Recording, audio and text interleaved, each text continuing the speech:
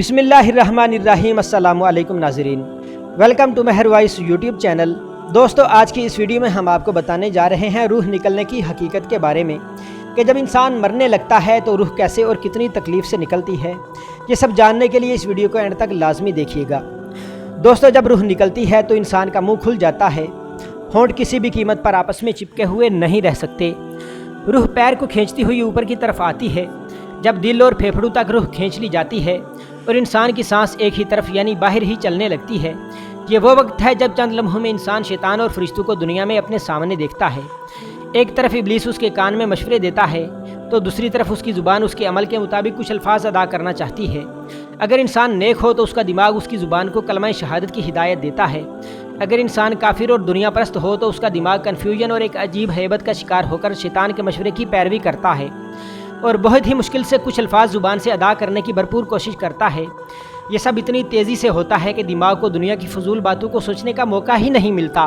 انسان کی روح نکلتے ہوئے ایک زبردست تکلیف ذہن محسوس کرتا ہے، لیکن تڑپ نہیں پاتا، کیونکہ دماغ کو چھوڑ کر باقی جسم کی روح اس کے حلق میں اکٹھی ہو جاتی ہے اور جسم ایک گوشت کے بے جان لوتھڑے کی طرح پڑا ہوا ہوتا ہے جس میں کوئی حرکت کی گنجائش نہیں رہتی۔ آخر میں دماغ کی روح بھی کھینچ لی جاتی ہے۔ آنکھیں روح کو لے جاتے ہوئے دیکھتی ہیں، اس لیے آنکھوں کی پتلیاں اوپر چڑھ جاتی ہیں، یا جس سمت فرشتہ روح قبض کر کے لے جاتا ہے اس سمت کی طرف ہوتی ہیں۔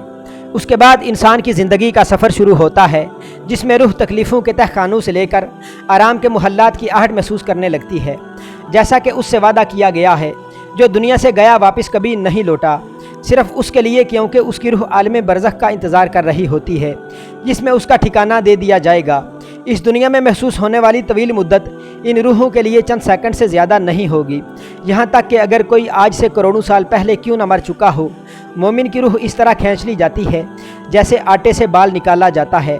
گناہ گار کی روح خاردار درخت پر پڑے ہوئے سوتی کپڑے کی طرح کھینچی جاتی ہے۔ آخر میں اللہ پاک سے دعا ہے کہ اے ہمارے پروردگار، ہم سب کو موت کے وقت کلمہ طیبہ پڑھنا نصیب فرمانا، آسانی کے ساتھ روح قبض فرمانا اور نبی پاک صلی اللہ علیہ وآلہ وسلم کا دیدار نصیب فرمانا۔ آمین یا رب العالمین۔